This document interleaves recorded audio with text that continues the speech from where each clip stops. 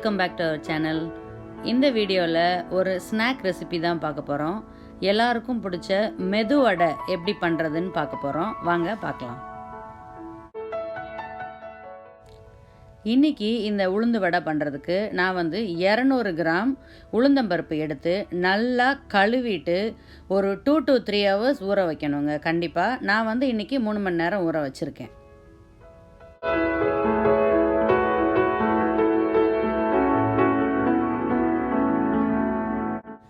உளுந்து நல்லா ஊறினதுக்கப்புறம் நான் இன்றைக்கி கிரைண்டர் யூஸ் பண்ணி தான் இந்த வடை மாவு அரைச்சிக்கிறேன். கிரைண்டரில் அரைக்கிறதுல தான் நல்லா சாஃப்டாகவும் நல்லா கிறிஸ்பாகவும் வடை வருங்க. அதனால் நான் கிரைண்டர் தான் யூஸ் பண்ணுறேன்.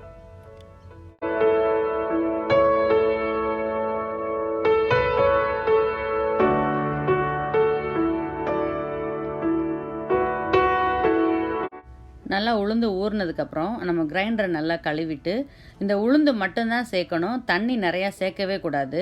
இந்த உளுந்தை கழுவி அதில் போட்டுட்டு நீங்கள் அந்த வடைக்கு தேவையான உப்பு மட்டும் அதில் சேர்த்துட்டு அரைக்க ஆரம்பிக்கலாம்.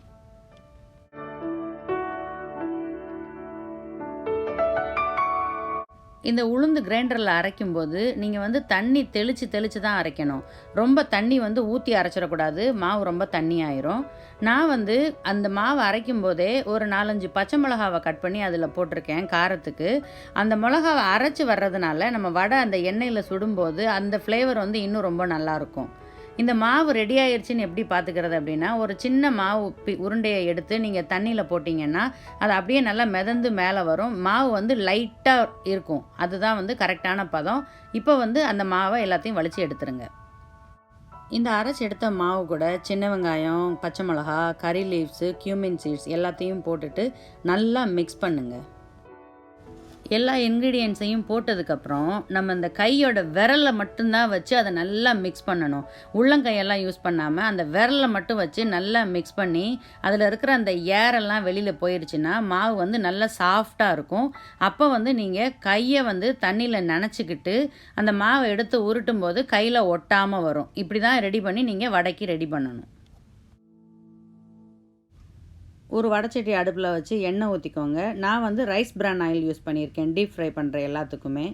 ஃப்ளேம் ரொம்ப மீடியமில் தாங்க இருக்கணும். ரொம்ப ஹை ஃப்ளேமில் போயிடக்கூடாது. எண்ணெய் நல்லா காஞ்ச உடனே நான் இந்த வீடியோவில் காட்டியிருக்கிற மாதிரி கையை தண்ணியில் நனைச்சிக்கிட்டு அந்த உளுந்த மாவில் ஒரு சின்ன உருண்டையை எடுத்து நல்லா உருட்டிட்டு அதை லேசாக ஃப்ளாட்டன் பண்ணி நடுவில் ஒரு ஓட்டையை போட்டு மெதுவாக எண்ணெயில் விடணும். இப்படி தான் உளுந்த வடைக்கு நீங்கள் உருட்டி உள்ளே போடணும்.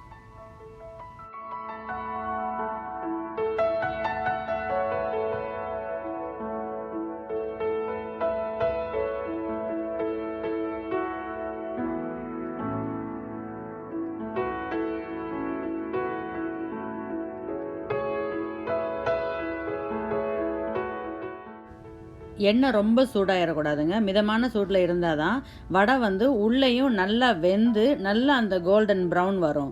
இல்லைன்னா வடை நீங்கள் ரொம்ப எண்ணெய் சூட்டில் போட்டிங்கன்னா ஃபஸ்ட்லேயே ப்ரௌன் ஆயிரும். ஆனால் உள்ளே வேகாது. மிதமான சூட்டில் போட்டிங்கன்னா தான் இந்த மாதிரி கோல்டன் ப்ரௌனில் உங்களுக்கு வடை கிடைக்கும்.